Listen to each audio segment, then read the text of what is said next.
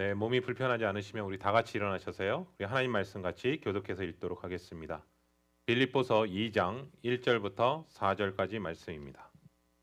그러므로 그리스도 안에 무슨 권면이나 사랑의 무슨 위로나 성령의 무슨 교제나 긍휼이나 자비가 있거든 마음을 같이하여 같은 사랑을 가지고 뜻을 합하며 한 마음을 품어 아무 일에든지 다툼이나 허영으로 하지 말고 오직 겸손한 마음으로 각각 자기보다 남을 낮게 여기고 각각 자기 일을 돌볼 뿐더러 또한 각각 다른 사람의 일을 돌보아 나의 기쁨을 충만하게 하라.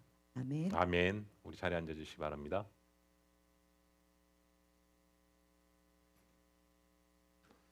지금 우리는 사순절 기간을 보내고 있습니다. 특별히 사순절은요, 주일, 부활주일, 주일을 제외한 그 전까지 40일을 준비하는 시간이고, 특별히 부활절을 맞이하여 준비하면서 예수 그리스도의 십자가 지신과 예수 그리스도께서 우리의 죄를 담당하셨던 그 사건을 통해 다시 한번 예수님을 깊이 묵상하며 나아가는 시간이 바로 사순절 기간입니다. 우리가 사순절 기간을 통해서 저 개인적으로도 주님 앞에 기도하는 제목이 있습니다. 주님, 이 사순절 기간을 통해서 정말 십자가의 사랑을 더욱더 깊이 알게 하여 주시옵소서. 주님을 더 깊이 알 뿐만 아니라 친밀함을 더 갖게 하여 주시옵소서. 그리고 주님의 그 말씀 앞에 날마다 제가 설득당하게 하여 주시옵소서. 저의 의견이 아닌 정말 주님의 그 말씀 앞에 늘 설득당하게 해달라는 기도를 하고요. 또 오늘 빌립보서 말씀을 같이 읽으면서 또 하나의 기도 제목은 주님, 성령께서 또 주님께서 정말 기뻐 받으시는 형제사랑교회가 되게 하여 주시옵소서. 이런 마음으로 이렇게 계속해서 기도하고 있습니다. 특별히 우리 장동원 집사님 기도해 주신 것처럼 정말 주님과의 인격적인 만남이 늘 있게 하여 주시옵소서. 하나님의 말씀을 지식으로 아는 것이 아니라 주님과의 친밀함으로 주님의 마음을 알게 하여 주시옵소서. 이러다 보니까 이렇게 하나하나 기도 제목이 더 덧입혀지게 되고 더 나아가는 것을 보게 됩니다.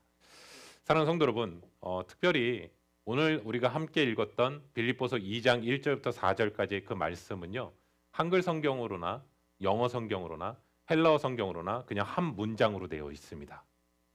그리고 그 문장에 있어서 결론은 굉장히 심플합니다. 그러므로 나의 기쁨을 충만케 하라라는 게 핵심의 요지입니다. 너희가 살아가는 모습 가운데서 정말 이렇게 살아간다면 사도 바울에게 개인에게 있어서도 기쁨뿐만 아니라 예수 그리스도 안에서 기쁨이 된다라는 것을 얘기합니다. 그러면 질문이 생깁니다. 어떻게 하는 것이 정말 예수 그리스도 안에서 기쁘게 살아가는 것일까? 어떻게 하는 것이 예수님께서 기뻐 받으시는 것일까라는 그 부분에 대해서 오늘 성경은 단 한마디로 표현한다면 그것은 하나됨임을 얘기합니다. 하나됨이요. 그러므로 너희가 하나됨을 통해서 나의 기쁨뿐만 아니라 예수 그리스도의 기쁨으로 나아갈 수 있다라는 것을 지금 사도 바울은 얘기하고 있습니다. 여러분, 왜 하나님께서는요, 왜 하나됨을 강조하실까? 특별히 그것을 알기 위해서 첫 번째 2장 1절에 제일 먼저 나오는 접속사가 뭐냐면 그러므로라는 단어입니다. 여러분, 우리가 그러므로라는 단어를 보게 되면 그 다음 이어지는 문장을 먼저 보는 게 아니라 앞에 문장이 연결되어서 그러므로라는 단어로 접속사로 시작하게 되거든요. 그래서 우리가 지난주에 1장에서 말씀 나눴던 것은 뭐냐면 오직 예수 그리스도의 복음에 합당하게 생활하라.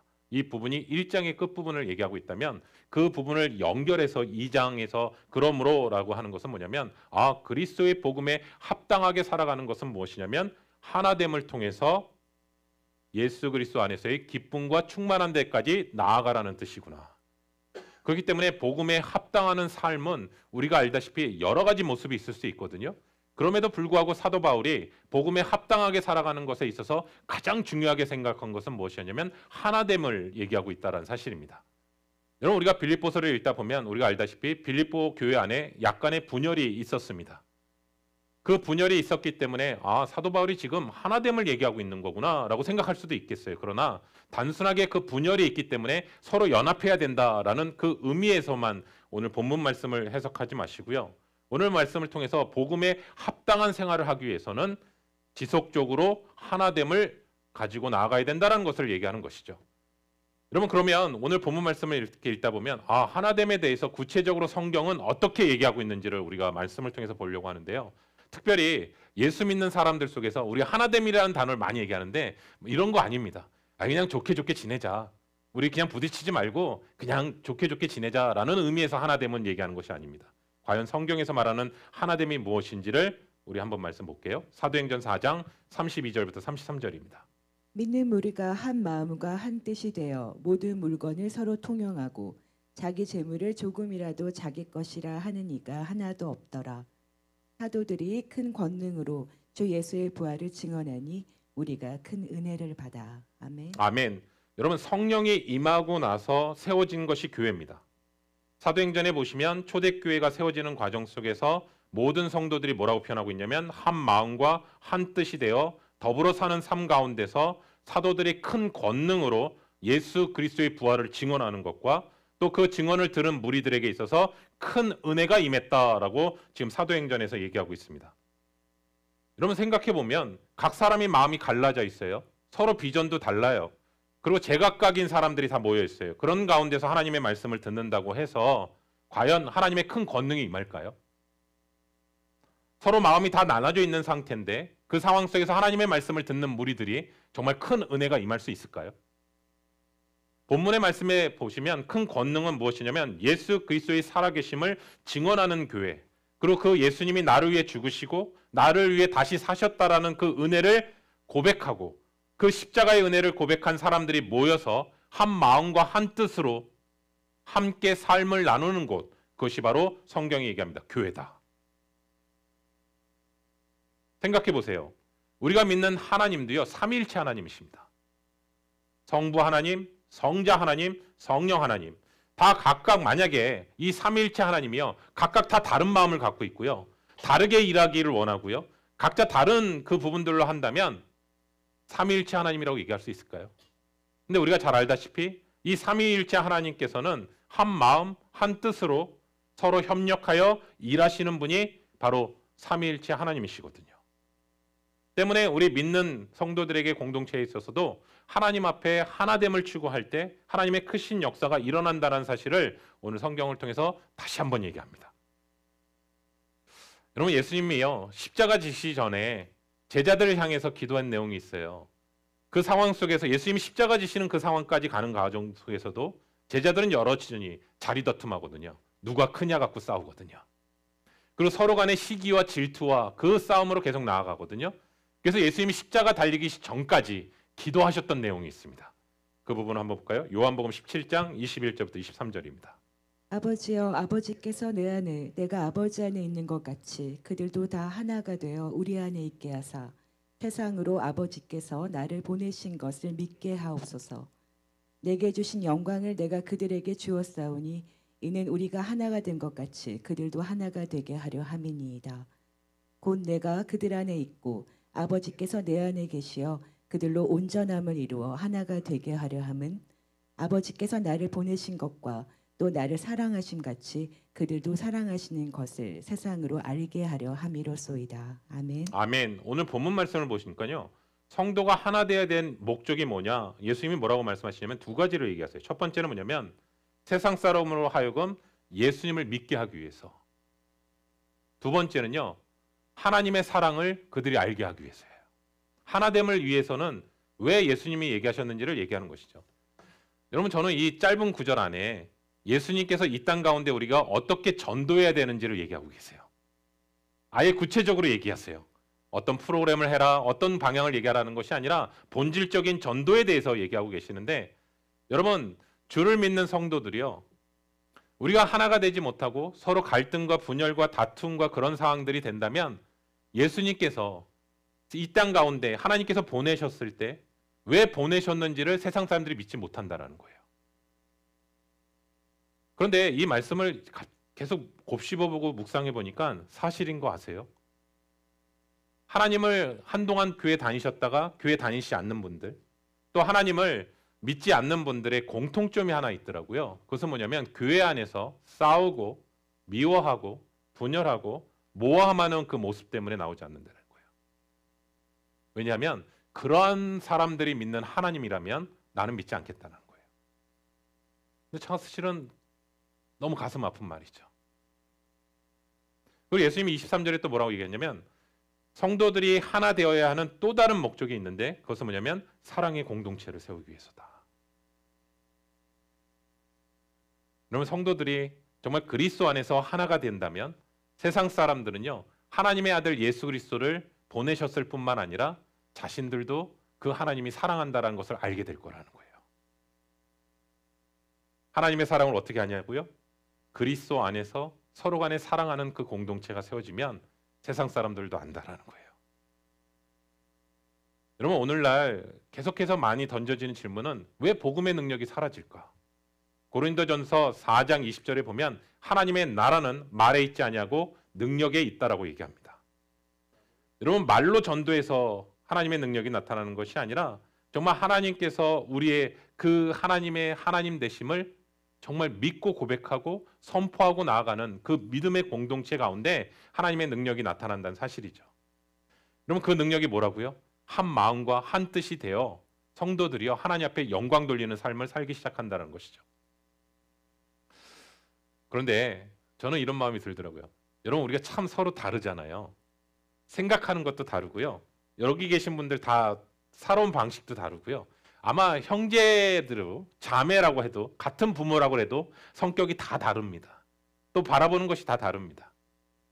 심지어 이럴 때도 있습니다. 나는 분명히 그 사람에게 예의 있게 행동한 건데 상대방은 굉장히 무례하게 생각할 수도 있습니다. 그렇지 않나요? 왜냐하면 그 사람에게는 그 행동이 무례하게 보이는 거거든요. 또 우리가 속한 공동체까지 갈 필요도 없고요. 가까이 있는 배우자만 봐도 이중문화 가운데 살아가고 있습니다. 분명히 한국의 토양인데 뿌리를 뒀음에도 불구하고 대화가 왜 이렇게 안 통하는지, 문화가 왜 이렇게 다르는지, 그리고 그 상황 속에서 충격을 받는 부분을 보게 되죠. 여러분, 일단 남자와 여자는 다릅니다. 근본적으로. 여자는요 보니까 말을 많이 합니다. 근데 남자 입장에서는요 별 중요하지 않은 내용이 너무 많습니다. 남자 입장에서입니다. 저는 항상 아내랑 얘기할 때 얘기합니다. 결론만 얘기해라. 그러면 아내는 짜증을 냅니다. 화를 내고요. 근데 그 과정 속에서 어느 순간 됐어, 말 안 해. 그리고 토라져 있어요. 자꾸 늘 그런 건 아니에요. 예, 오해하지 마세요. 제가 그 마음의 여유가 없을 때는 결론만 얘기하라 그래요. 근데 그때부터 화난 상황이 되는 것이죠. 그리고 아내가 저한테 참 얘기했던 게 뭔지 아냐면 당신은 참 공감 능력이 없어. 이런 얘기를 많이 해요. 그럼 저는 그래요. 참 당신은 쓸데없는 얘기를 많이 해. 그러는데 그럼 서로 싸우는 거죠. 근데 지나고 나서 이렇게 보면 어느 순간이요. 같이 살다 보니까 어느 순간 저도 공감 능력이 생기기 시작하고요. 또 아내 역시도 논리가 생기기 시작하거든요. 그래서 제가 여기서 또 하나 깨닫는 것은 뭐냐면 다른 거지 틀린 건 아닙니다. 교회 안에서도 우린 틀리다고 하면 서로 갈등이 되겠지만 다르다고 하면서 그 다르다움을 통해서 수용할 수 있는 그 부분이 생긴다면 오히려 놀라운 시너지 효과가 생긴다고 저는 생각합니다. 그렇다면 오늘 본문 말씀을 통해서요. 하나됨은 어떤 모습일까 구체적으로 한번 말씀 볼게요. 빌립보서 2장 1절부터 2절입니다. 그러므로 그리스도 안에 무슨 권면이나 사랑의 무슨 위로나 성령의 무슨 교제나 긍휼이나 자비가 있거든 마음을 같이하여 같은 사랑을 가지고 뜻을 합하며 한 마음을 품어. 아멘. 여러분, 빌립보서 2장 1절 2절을 계속 읽어봤거든요. 한글 성경으로 계속 읽어보면 이게 무슨 의미인가 헷갈립니다. 그런데 이 성경을요 명확하게 나와 있지는 않은 것 같아요. 한글 성경으로 읽으면. 그런데 여기서 무슨이라는 단어 있잖아요. 무슨이라는 단어가 영어 성경으로 보면 if라는 단어를 사용하고 있어요. 헬라어 성경으로는 a라는 접속사라는 의미거든요. 그러면 1절이라는 단어 속에 무슨이라는 단어가 계속 4번이나 반복돼요. 그렇죠? 그렇다면 if 그 단어를 의미를 넣어서 헬라어 의미로 넣으면 이런 뜻입니다. 한번 제가 읽어볼게요. 그러므로 그리스도 안에서 만일 어떤 권면이나 만일 어떤 사랑의 위로나 만일 어떤 성령의 교제나 만일 어떤 긍휼이나 자비가 있거든 한 마음을 품으라. 이 뜻입니다. 이 의미가 무엇이냐면 2절의 상황이 나오기 전에 1절의 컨디션이 충족되어야 된다는 거예요. 1절의 컨디션이 되지 않으면 2절이 연결되지 않는다는 뜻이에요. 그러니까 우리가 마음을 같이 하고 같은 사랑을 갖고 마음을 합하기 위해서는 먼저 우리가 그리스도 안에서 어떤 권면이나 어떤 사랑의 위로나 성령의 교제나 자비와 긍휼이 있어야 된다라는 거예요. 그렇다면 반대로 한번 생각해 볼게요. 우리가 마음을 같이 하지 못하고 같은 사랑을 갖지 못하고 뜻을 합하지 못하고 한 마음을 품지 못하는 그 사실은 우리 각 사람이 그리스도 안에서 어떠한 권면이라든지 어떤 사랑의 위로라든지 어떤 성령의 교제라든지 어떤 긍휼과 자비가 없기 때문이라는 거예요. 네. 그러니까 우리가 아무리 믿음 좋은 척하고요, 신앙생활 잘하는 것처럼 하고 하나님 앞에 뭔가 겸손한 척하고 아무리 꾸민다 하더라도 하나됨이 없다면 우리 각 사람은 그리스도 안에 있는 사람이 아니라는 거예요. 네. 굉장히 충격적이지 않으세요? 나는 굉장히 잘하는 것처럼 하지만 내 안에 정말 하나됨이 그런 것들이 없다면 내가 그리스도 안에 있는 사람이 아니라는 거예요. 그래서 빌립보 교회 성도들은요, 사도 바울이 전하는 그 복음을 듣고 예수를 믿었습니다. 그리고 그들은요, 하나님의 자녀가 되었습니다. 그리고 예수 그리스도를 머리에 두고 그리스도의 지체로서 몸을 이루는 빌립보 교회 성도들이 되었습니다. 그렇다면 빌립보 성도들에게 있어서는 어떤 것이 있었냐면 그리스도 안에서 권면이 있었고요. 그리스도 안에서 받은 사랑의 위로가 있었고 그리스도 안에서 성령의 교제가 있었고 그리스도 안에서 자비와 긍휼이 있었다라는 거예요.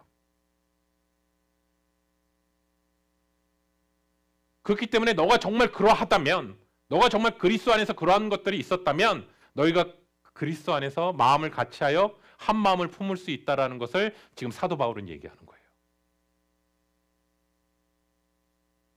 너희들이 그러한 은혜를 받았고 너희가 그러한 사람들이고 너희들이 그러한 은혜를 누리고 있다면 성령 안에서 하나 될 수 있고 성령 안에서 하나 되는 것이 마땅하다라고 얘기하는 거예요. 여러분, 우리가 성경을 읽다 보면 하나님은 결코 우리에게 무리한 요구하시지 않습니다. 더 정확하게 표현하면 우리에게 없는 것을 요구하시지 않습니다. 오히려 먼저 우리가 가지고 있는 것을 사용하라고 얘기하십니다. 하나님은 무작정 서로 사랑하라라고 얘기하시지 않습니다. 내가 너희를 사랑한 것처럼. 너희가 그리스도의 사랑을 어떤 사랑인지 알기 때문에 그 사랑으로 형제나 이웃을 향해 그 사랑을 하라고 얘기합니다. 빌립보 교회에 있는 성도들을 향해서 사도 바울은 알았다라는 거예요. 뭘 알았냐면 너희가 그리스도 안에서 권면이 있고 그리스도 안에서 사랑의 위로가 있고 너희가 그리스도 안에서 성령의 교제가 있고 너희가 그리스도 안에서 자비와 긍휼이 있다. 그 부분을 먼저 얘기하는 거예요. 그리고 뭐라고 얘기하냐면 우리에게 던져지는 질문이에요. 저는 이 말씀을 읽으면서 이렇게 질문하는, 저도 그렇다면 그리스도의 자비와 긍휼과 권면을 가지고 싶은데 주셨다고 하시는데 그럼 구체적으로 어떻게 해야 알 수 있을까? 어떻게 해야 정말 가질 수 있을까? 이 질문을 성경을 읽으면서 던져지는 질문이더라고요. 그러니까 권면하니까요. 우리 항상 예를 들면 좋잖아요. 권면하면 누가 떠오르세요? 성경 인물 중에? 바나바. 맞습니다. 사도행전 4장 36절입니다. 구브로에서나 레이족 사람이 있으니 이름은 요셉이라. 사도들이 일컬어 바나바라. 번역하면 위로의 아들이라 하니. 아멘. 아멘. 여러분, 바나바 하면 우리가 아까 얘기하지만 바나바는 실제 이름은 요셉입니다. 바나바는요, 별명이에요. 별명. 근데 그 바나바라는 이름의 뜻은 보혜사 성령이라는 의미에서 나오는 단어입니다. 왜냐하면 권면이라는 뜻이거든요. 이름이요. 예수님께서 뭐라고 얘기하시냐면 이렇게, 내가 아버지께로 가면 보혜사 성령님께서 오실 것이다 라고 얘기하거든요. 그때 보혜사 성령, 그 보혜사 성령이 하는 역할이 뭐냐면 권면하고요, 격려하고 위로하고 도와주고 안내해주고 인도하는 역할을 한다라는 것을 얘기하거든요. 그러면 성령께서 오셔서 제일 먼저 우리에게 가장 먼저 하는 것은 뭐냐면 하나님의 구원의 말씀을 깨닫게 하십니다. 그리고 그 말씀 가운데서 진리로 우리를 인도하십니다. 그리고 그 성령님께서 우리를 보호해 주십니다. 사도행전에 보시면 사도 바울이 두려울 때마다 성령께서 나타나셔서 보호하시고 돌보시는 장면이 나오거든요. 그리고 또 하나는요, 함께 해주세요. 그리고 또한 격려해 주시고요. 위로해 주세요. 그렇기 때문에 성령의 은혜를 체험한 사람은요. 성령의 속성에 가진 체질로 변화됩니다. 아멘이십니까? 여러분 음식 갖고도 우리가 체질이 바뀔 수 있잖아요.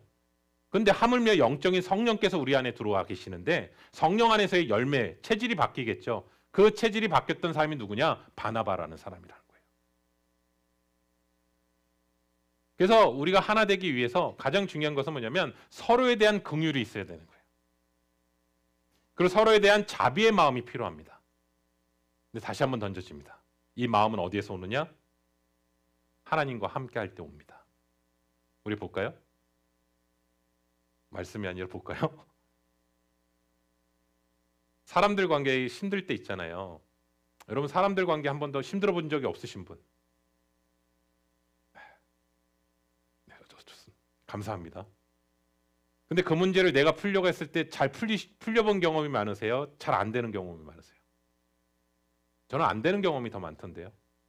어떻게 했는지 자꾸 얘기를 하려고 했는데 자꾸 더 꼬일 때가 있고 더 실타래가 엉킬 때가 있거든요.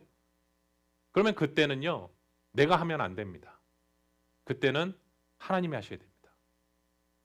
여기서 제가 나누고 싶은 건 뭐냐면 정말 내가 주님 안에서 권면과 사랑과 성령의 교제가 정말 자비를 누리고 있다면 정말 그리스도께서 나에게 주신 그 마음이 너무나 풍성하고 그 마음이 느끼고 있다면 그 마음을 공동체 안에서 마음을 나누고 그 마음을 흘려보내고 그 마음의 열매로 드러내야 된다는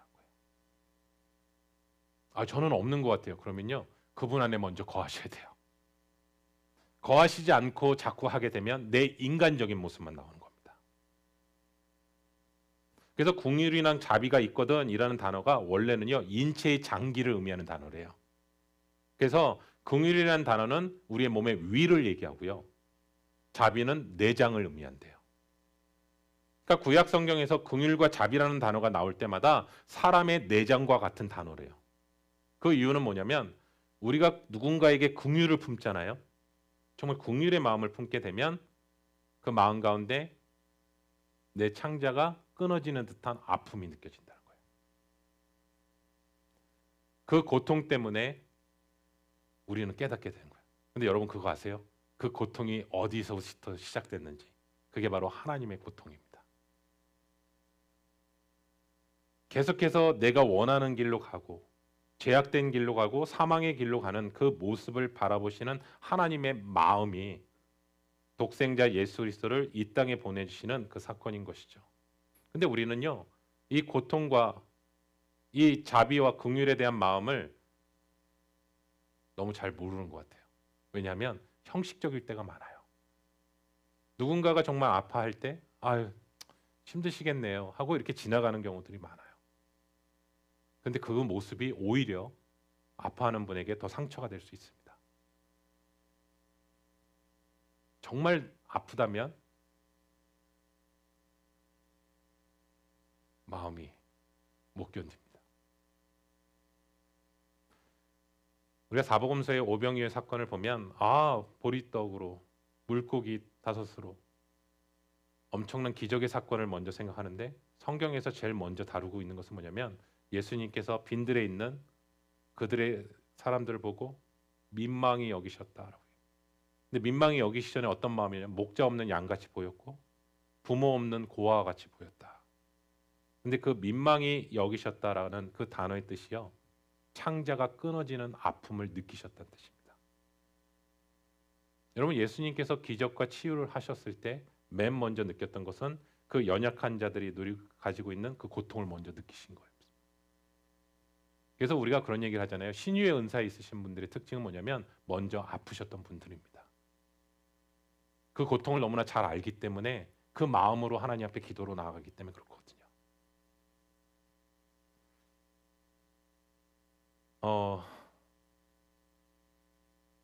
제가 중고등부 수련회에서 처음 이제 수련회를 가고 그 다음에 이제 2번째 수련회 갔을 때 선생님이 오연미 선생님이셨는데 저에게 사역을 하나 주셨어요. 수련회 때. 어떤 사역을 주셨냐면 찬양팀 중보기도. 근데 기도도 잘 못하는 제가 중보 기도를 하게 된 거예요. 근데 그 찬양팀이 항상 수련회 때 한 40분 전에는 모여서 같이 기도하고 곡을 준비해요. 그래서 이제 첫날 이제 찬양팀 기도하는 모습을 보고 굉장히 은혜가 되더라고요. 그래서 이제 찬양팀 보면서 찬양을 통해서 마음이 많이 열리잖아요. 근데 이제 둘째 날이 됐어요. 둘째 날도 저녁 집회 하기 전에 먼저 찬양팀이 모여서 저도 이제 그 자리에 참여해서 같이 기도하는 거예요. 근데 이제 한창 이제 조금 연습을 하다가 갑자기 선생님께서 연습을 중단시켰어요. 그래서 갑자기 그러더니 중보기도팀한테 우리 찬양팀을 위해서 기도해달라고 지금 더. 그리고 찬양 인도하는 그 친구에게 가운데 오라고. 그래서 우리가 수요일날 기도했던 항아리 기도를 전 그때 처음 봤거든요. 그래서 그 아이를 놓고 같이 이제 기도하자고. 지금은 연습이 중요한 것 같지 않다고.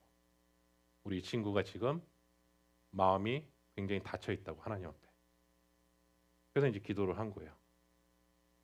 근데 같이 막 뜨겁게 기도하는 가운데서 그 친구가 갑자기 빵 터진 거예요. 근데 그 친구가 왜 그랬냐면